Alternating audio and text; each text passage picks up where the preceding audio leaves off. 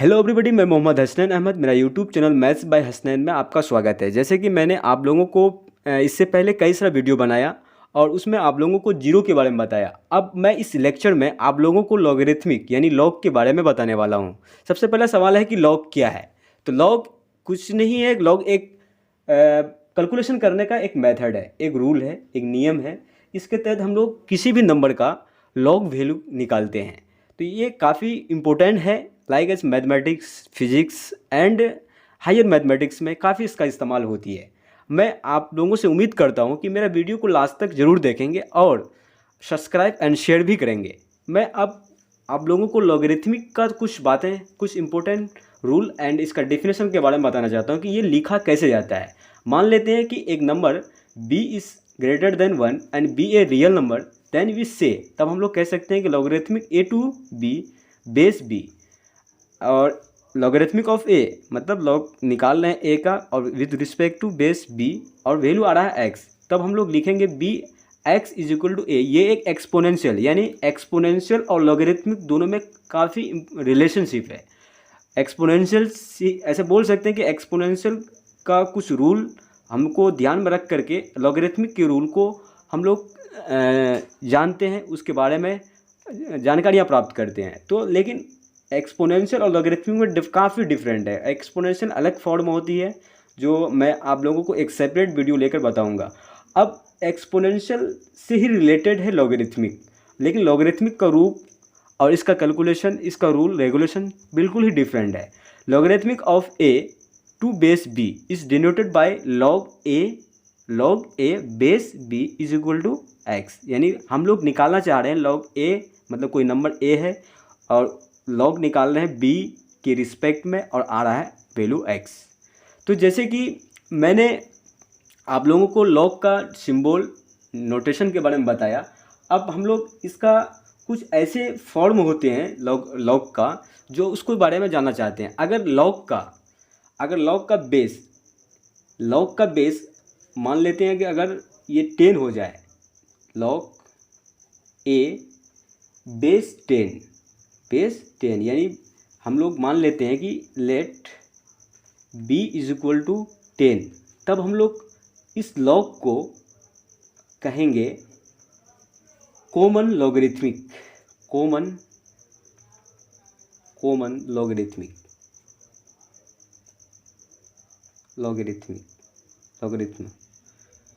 तो log a base 10 is equal to x, यानी base अगर हम 10 रख लेते हैं और वैल्यू कुछ आ रहा है, वो डिपेंड करता है कि a का वैल्यू हम लोग क्या रख रहे हैं, तब इस तरह के लॉग को कॉमन लॉगरिथमिक कहते हैं।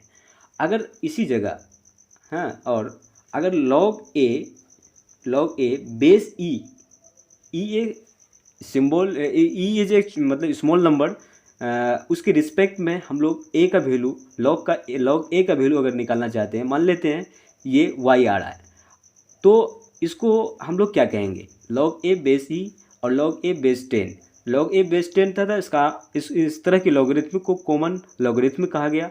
अगर लॉग ए बेस ई रहे तो इसका इस तरह के लॉगरिथमिक को हम लोग क्या कहेंगे, इस तरह के लॉगरिथमिक को नेचुरल लॉगरिथमिक कहेंगे। Natural logarithm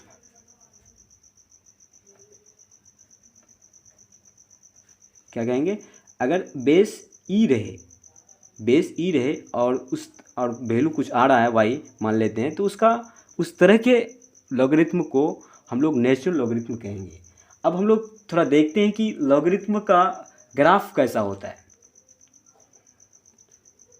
graph of logarithm, graph of logarithm मान लेते हैं ये वाई एक्सिस है और ये एक्स एक्सिस है और ये इसका मान लेते हैं सेंटर है, ओरिजिन है, एक पॉइंट 1 कोमा 0 मान लेते हैं। इस तरह से कई सारा पॉइंट एक्स एक्सिस पे है, एक पॉइंट मान लिए कि 1 और 0 है। अगर लॉगरिथमिक का ग्राफ अगर देखा जाए तो लॉगरिथमिक ग्राफ ऐसा होता है, क्योंकि हर इक्वेशन का एक ग्राफ बनता है, तो सेम लॉग भी एक तरह का इक्वेशन ही है। तो इस तरह के इक्वेशन का ग्राफ इस तरह से दिखाई देगा।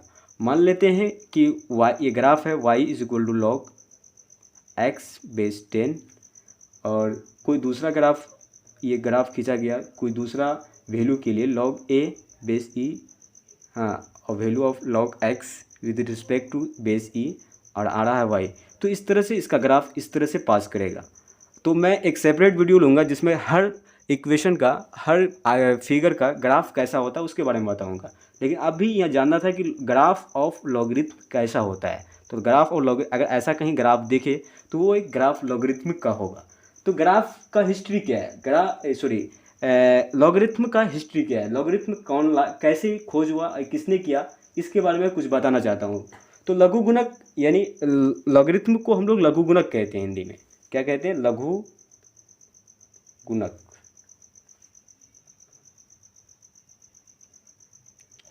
लॉगरिथम को हम लोग लघु गुणक कहते हैं। लघु गुणक के बारे में क्या है, what is the about the log क्या है। तो लॉग का आविष्कार 1600 यानी लॉग का जो इन्वेंशन हुआ तो 1612 ईस्वी में हुआ। किसने किया, हेनरी ब्रिगेस ने किया। हेनरी ब्रिगेस ने किया, जिसका आधार यानी बेस अगर 10 ले लेते हैं, अगर बेस अगर 10 ले लेते हैं तो इसको हम लोग कॉमन लॉगरिथम कहते हैं। हेनरी ब्रिगेस ने ही बताया कि अगर 10 लेंगे तो कॉमन लॉगरिथम कहलाएगा। अगर लॉग ए है, बेस ई है, तो इसको हम लोग नेचुरल लॉगरिथम कहेंगे। और इसी तरह से लॉगरिथम मतलब के बारे में हेनरी ब्रिगेस ने बताया। अब इसके बारे में कि लॉगरिथम कैसा, लॉगरिथम का यूज़ क्या है, लॉगरिथम का क्या क्या प्रॉपर्टीज़ है, मैं आप लोगों को एक सेपरेट वीडियो लेकर के जिसमें लॉगरिथम के प्रॉपर्टीज़ के बारे में बताऊंगा। मैं अभी इस वीडियो में अब आप लोगों को बताना चाहता हूं कि लॉग का कुछ इंपॉर्टेंट प्रॉपर्टी है। लॉग का कभी भी बेस यानी b, मान लेते हैं कि a है, एक नंबर आ रहा है वैल्यू x, तो हम लोग कभी भी b का वैल्यू यानी बेस का वैल्यू BASE बेस का वैल्यू कभी भी नेगेटिव एंड जीरो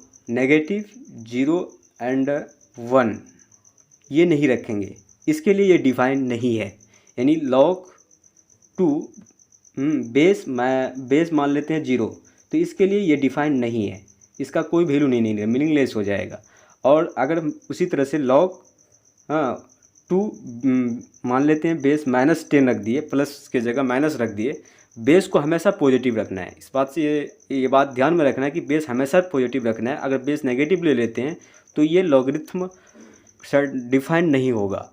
अगर हम लोग फिर अगर लॉग मान लेते हैं 2 और हम लोग बेस 1 रख देते हैं तब भी ये डिफाइन नहीं है। तो इस तरह से हम लोगों को ये समझ में आया कि कभी भी लॉग का बेस 0 नहीं रखना है, और लॉग का बेस कभी नेगेटिव नहीं रखना है, और लॉग का बेस कभी 1 नहीं रखना है। लॉग का मतलब हम लोग जो जनरली लॉग पढ़ते हैं वो लॉग बेस ई के फॉर्म में ही पढ़ते हैं, जो कि नेचुरल लॉगरिथम कहलाता है।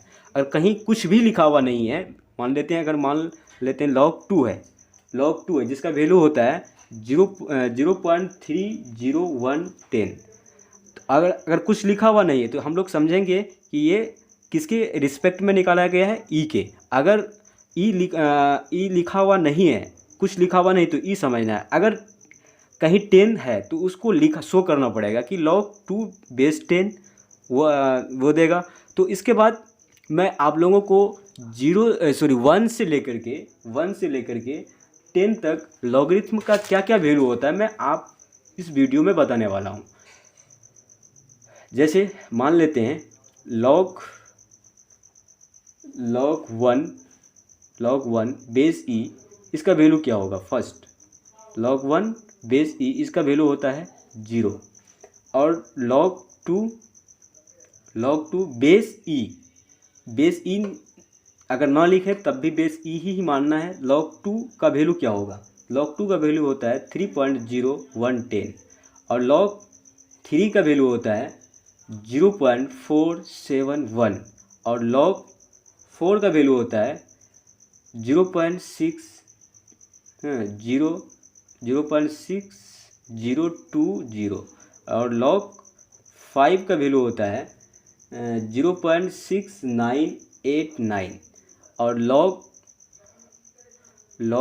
6 का वैल्यू होता है 0.7781 और log 7 का वैल्यू होता है 0.8450।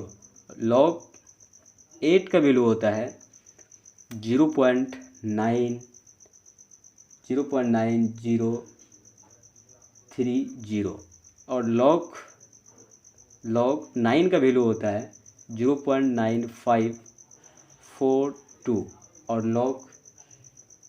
log 10 का वैल्यू होता है 1। इस तरह से हम लोग ये समझ में आ रहा है, अगर log का वैल्यू को अगर जिसका वैल्यू निकाल रहे हैं, यानी 1 है, फिर 2 है, 3 है, 4 है, 5 है, इस तरह से निकाल रहे हैं तो मान लगातार इंक्रीज़ कर रहा है।